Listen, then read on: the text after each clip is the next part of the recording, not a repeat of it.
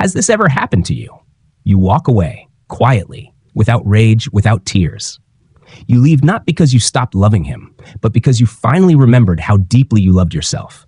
And in that moment, a strange power descends. Not loud, not performative, but ancient. A power he can feel across time, across silence, across every empty room he enters and doesn't find you in. This is the untamed force Carl Jung hinted at when he wrote about the unconscious feminine, the dark feminine. Not as malevolent, but as complete. Complete in herself, unshaken by external chaos. She does not cling, beg, or perform softness to be chosen. She simply is, and that presence, that absence of need, unnerves the man who once relied on her emotional labor to regulate his own soul. Because the truth is, the most dangerous woman is the one who no longer needs to be needed. She is the embodiment of the reintegrated anima, the feminine, not as projection, not as muse, not as rescuer, but as mirror. And when a man sees her as she truly is, no longer a canvas for his fantasy, but a soul that breathes on her own rhythm, he is confronted with a truth he cannot unsee. She does not need him. She never did. He was merely a guest in the temple of her becoming. And now, without her needing his approval, his presence, or even his recognition, his ego begins to tremble. The roles have reversed, not in dominance, but in detachment. Because this woman, this archetype of the evolved feminine, has metabolized the illusion that she must be small to be safe, agreeable to be loved, or dependent to be kept. The modern woman who embodies the dark feminine has met her own shadows. She has sat with loneliness, wrestled with abandonment, stood naked before her core wounds, and chose to stay. That's what makes her so powerful. She no longer abandons herself, and so no man can abandon her and make her believe she is broken. This haunts him, not because she is cruel, but because she is sovereign. She is the echo in his hollow nights. The woman who stopped chasing, the woman who stopped explaining, the woman who doesn't fight for him, doesn't fix him, doesn't fold herself in half to fit inside his void. And suddenly her silence becomes louder than any argument. It rings like a bell in the temple of his unresolved shame. Her non-need reminds him of his own dependency. Her detachment exposes his longing to be worshipped, to be saved, to be mothered by the woman he was too proud to hold gently. He doesn't forget her, because she didn't try to be unforgettable. She simply lived in truth. And truth, once tasted, makes illusions bitter. You see, most men aren't afraid of being hurt. They're afraid of being seen. And the woman who doesn't need him, truly doesn't need him, sees through him. Her gaze doesn't beg, it reveals. Her body isn't a prize, it's a sanctuary. And he knows now that being near her demanded something his ego wasn't ready to give: surrender. The Stoics understood this. Seneca spoke of mastering desire. Marcus Aurelius warned of attachments to things outside the self. And here she is, a living embodiment of that detached strength. Not indifferent, not numb, but free. That's the dark feminine, the power of non-attachment, the serenity of wholeness, the refusal to perform self-abandonment in exchange for crumbs of connection. And you, if you are her, if you are becoming her, you already feel it. That quiet shift inside, the way your nervous system no longer spikes around his absence, the way you laugh more, breathe deeper, sleep better. You are no longer the emotional caretaker of men who never asked how you feel. Because your power is not in how much you give, but in what you choose to withhold. And in the silence of your detachment, 1,000 old stories unravel. The woman who doesn't need him is the woman he'll remember forever. There is something archetypal, almost mythic, in the woman who withdraws, not in bitterness, but in reverence for herself. Her absence is not hollow, it is holy.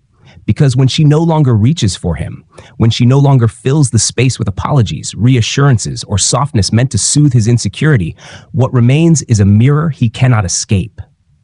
Carl Jung wrote of the anima, the feminine image buried deep within a man's unconscious. She is his emotional compass, his unacknowledged vulnerability, his spiritual longing. But most men do not meet their anima directly. They project her onto a woman, especially the one who is calm, nurturing, intuitive. And when that woman no longer offers herself as the canvas for his projections, the illusion fractures. And he is left, not with her absence, but with himself. This is where the haunting begins. Because the man who depended on her need for him, on her validation, her energy, her emotional generosity, was never truly relating to her. He was relating to the part of himself he had disowned. She became the caretaker of his wound, the emotional scaffolding for a soul not yet rooted in its own wholeness. But now that she has turned inward, now that she no longer overextends, now that her silence replaces her old striving to be chosen, he begins to feel everything she once felt in his presence. The ache of not being truly seen, the frustration of emotional invisibility, the grief of giving too much and receiving too little. And yet, she does not return to explain. This is her power. The dark feminine does not circle back to rescue the man from the consequences of his blindness. She lets him unravel, because in his unraveling, he meets the very wound she once carried alone. It is through her absence that he finally faces himself. You see, the woman who no longer needs him has transmuted her suffering. Her old patterns of overgiving have been broken, the cycle of proving herself shattered. The spell of believing that love must be earned through self-abandonment dissolved. And in that dissolution, she becomes dangerous. Not because she seeks power, but because she is power. The kind of power that no longer attaches itself to the outcome. The kind of power that no longer contorts itself to be digestible. The kind of power that sees through manipulation and walks away with grace. Her silence is not passive. It is active reclamation. In a culture that teaches women to tie their worth to male approval, the woman who simply doesn't need it breaks an entire lineage of pain. She is the woman who says no more without needing to raise her voice. The woman who lets the phone ring without answering. The woman who listens to the apology and still chooses distance. This woman terrifies the man who is not yet whole, because she no longer gives him a role to perform in. He cannot be the hero to a woman who has already saved herself. He cannot be the fixer to a woman who does not need mending. He cannot be the source of her joy, because her joy flows from something he cannot touch, her soul's reunion with its own sacred ground. And if you are her or becoming her, you already know. The world tries to warn you against your power. It calls you cold. It calls you too much. It calls you difficult. But what the world is really saying is this: you are not controllable. You are not waiting. You are not pleading. You are not proving. You are not performing. And in a world addicted to female submission, your self-possession feels like rebellion. But it is not rebellion. It is remembrance. Because the feminine, in her dark aspect, is not the villain. She is the truth teller, the pattern breaker, the sacred destroyer of everything inauthentic. And when she no longer needs him, he is finally confronted with the version of her that no longer dances for his attention, but demands in silence that he rise to meet her truth. And if he cannot, so be it. Because she no longer withers in his absence. She blooms in her own light. There is something alchemical in her transformation, something that cannot be undone once it has begun. The woman who no longer needs him has not become bitter. She has become clear. Her eyes no longer search the horizon for his return, because she has realized the sanctuary she was searching for in him was never meant to be found outside herself. This clarity is what unnerves him most, because once she was tangled in his chaos. Once she answered every silence with explanation. Once she mistook his withdrawal for mystery. She poured her depth into a container that could not hold her, thinking love required her to shrink. But no more. Now her silence speaks volumes. Now her distance draws a line not from anger, but from wisdom. She has learned that her emotional labor is not owed, that healing someone does not require self-sacrifice, that love without reciprocity is not love, it's bondage. Carl Jung understood this detachment. He knew that when a woman integrates her shadow, when she faces her deepest fears of abandonment, betrayal, invisibility, she becomes dangerous, not to others, but to every illusion that once bound her. And the man who once relied on those illusions, on her softness bending endlessly toward him, feels that shift like the loss of a drug he never realized he was addicted to. She becomes the withdrawal, the echo, the presence that haunts not through noise, but through absence. This is not cruelty. This is consequence. For a long time, she waited for him to change, to choose her, to meet her halfway. She believed, perhaps, that if she loved him well enough, he would one day love himself, and then love her rightly. But that dream, once romantic, became heavy. And the moment she stopped chasing it, something inside her exhaled. Detachment is not disconnection. It is sacred discernment. It is the quiet knowing that not everything that hurts is yours to hold. It is the shift from being a savior to being a sovereign. And in that sovereignty, she learns to protect her peace like a lioness guards her den, not aggressively, but absolutely. The Stoics knew this. Epictetus taught that freedom lies in the ability to let go of what does not serve your inner integrity. Marcus Aurelius wrote that we are disturbed not by events, but by our interpretation of them. And here she is, the woman who once saw his distance as rejection, now sees it as redirection, back to herself. And he feels it. He feels it when he checks his phone and finds no message. He feels it when he walks into the places they once sat, and her laughter no longer lingers. He feels it when no one mirrors his chaos with calmness, when no one reflects his potential through unconditional presence. She is gone. Not physically, perhaps, but spiritually, emotionally, energetically. She has closed a portal he didn't know he was living inside, and now the air is thinner, the silence heavier, the mirror darker. Because here's the truth. The woman who no longer needs him doesn't hate him. She simply sees him, and in seeing him, she can no longer unsee herself. This is where her real power begins, not in punishing him, but in freeing herself. She no longer waits for closure. She becomes the closure. She no longer longs for understanding. She becomes the understanding. She no longer negotiates for her worth. She becomes the embodiment of it. And you, if you are walking this path, if you have begun to untangle your identity from his presence, know this: you are not alone. You are part of a quiet revolution, a lineage of women who have stopped bleeding for people who only bring knives, a sisterhood of healers who have realized their own wound was never a curse, but a compass, and it pointed inward. The world may not celebrate your detachment. It may label you cold, intimidating, even too independent. But those words are projections from those who benefited from your dependence. They are echoes of a system that fears women who do not beg. Let them echo. You were not born to be understood by those who fear depth. You were born to embody the sacred stillness that makes shallow souls restless. And he will remember you, not for how much you loved him, but for how much you loved yourself when he couldn't. And still, the memory of her lingers, not in loud recollections, but in quiet triggers. A song, a scent, a woman who speaks with the same restraint. He remembers not because she demanded to be remembered, but because her departure created a vacuum where his ego once fed. This is the paradox of the dark feminine. She nourishes by withdrawing. She teaches not through lectures, but through absence. Her detachment is not punishment, it is invitation, an invitation to grow, to look within, to meet the shadow she once held space for. But few accept that invitation. Most run. And yet, in their flight, they carry the imprint of the one woman who did not stay small for their comfort. Carl Jung warned of what happens when we deny our shadow. It appears in our relationships, in our obsessions, in our regrets. And the man who once stood in her presence now realizes, too late, that she was not asking for too much. She was asking for something he did not yet have the courage to give, his full self. And now the question haunts him. Not why did she leave, but why didn't I rise? This is the sorrow born of avoidance, of having tasted something pure, only to soil it with indifference, of having been witnessed, only to turn away. But she does not linger in his guilt. She does not pause to collect owed apologies. She walks on, not with bitterness, but with breath, a kind of breath he never noticed she held so tightly in his presence. You see, the woman who no longer needs him is not walking away from love. She is walking toward truth.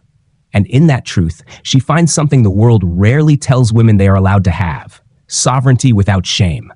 She is no longer the woman who over-explains, no longer the woman who over-accommodates, no longer the woman who anxiously waits for the text, the call, the bare minimum gesture dressed as affection.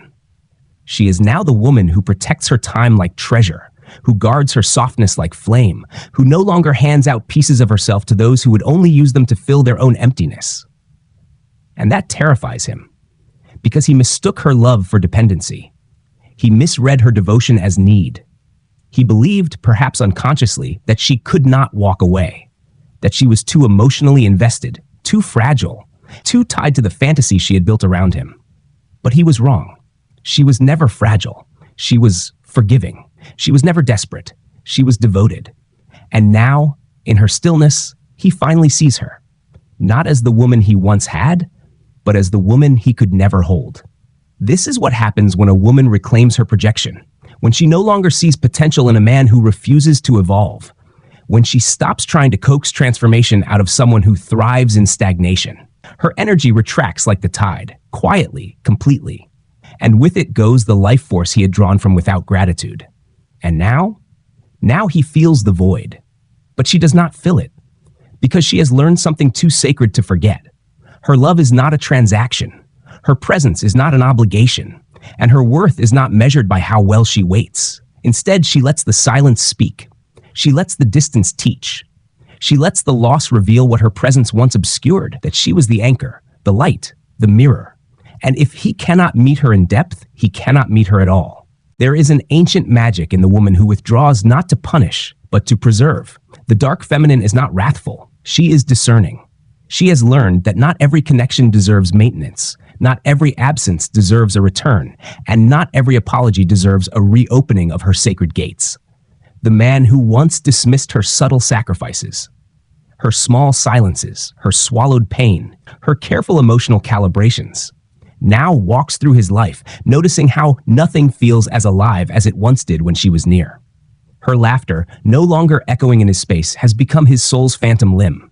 Her presence, which once felt ordinary, now feels irreplaceable. Because she wasn't just a woman in his life. She was the mirror. Jung spoke of projection as a dangerous force. We cast our unloved parts onto others, especially those who embody what we repress. She carried what he denied: depth, vulnerability, chaos wrapped in beauty.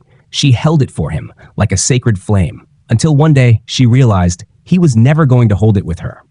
That realization is what changed everything. When she turned inward, when she stopped explaining, stopped waiting, stopped hoping, she became untouchable. Not emotionally cold, but existentially warm in a way he could no longer access. Her silence was not absence. It was insulation. She was no longer leaking her power to feed his avoidance. And suddenly, the roles reversed. He once believed she would always be there. Now, her name is a prayer he doesn't dare speak aloud. He scrolls, he lingers, he remembers. But she does not perform her worth through reappearance. She does not audition for redemption. Because the dark feminine knows, a man who needs your suffering to recognize your value will never truly hold you.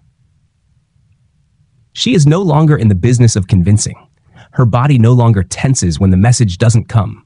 Her chest no longer burns when he moves on with someone simpler, someone easier, someone less.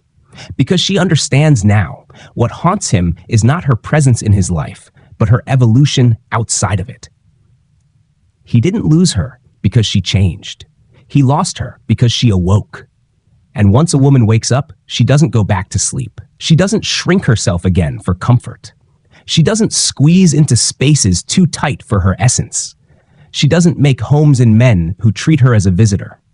This is the spiritual grief a man feels when he meets a woman with depth and fails to rise to meet her. It is not heartbreak, it is reckoning, the soul's recognition of a missed initiation. Because she was never asking for flowers. She was asking for presence. She was never asking for answers. She was asking for honesty. She was never asking for protection. She was asking for partnership. But now she is no longer asking. She has stepped into a different archetype. The woman who belongs to herself. The woman who can sit in silence and feel no ache. The woman who walks alone and feels no lack. The woman who doesn't just survive her solitude, she thrives in it. Her energy is not performative. Her beauty is not bait. Her love is not bait. Her heart is not a prize to be won by emotional gamblers. And if you, the woman watching this, have felt this shift, if you are in the middle of reclaiming your breath, your body, your boundaries, know this. You are not losing him. You are finding you. You are not becoming hard. You are becoming holy. The dark feminine is not about domination. It is about return. Return to intuition. Return to dignity. Return to the temple of the self, where no man holds the keys. And the man who cannot meet you there, who cannot descend into his own depths to stand beside you in yours, will always remember you. Not because you begged for space in his memory, but because you took back the piece of yourself he assumed you'd never reclaim. And in that silence, you became unforgettable.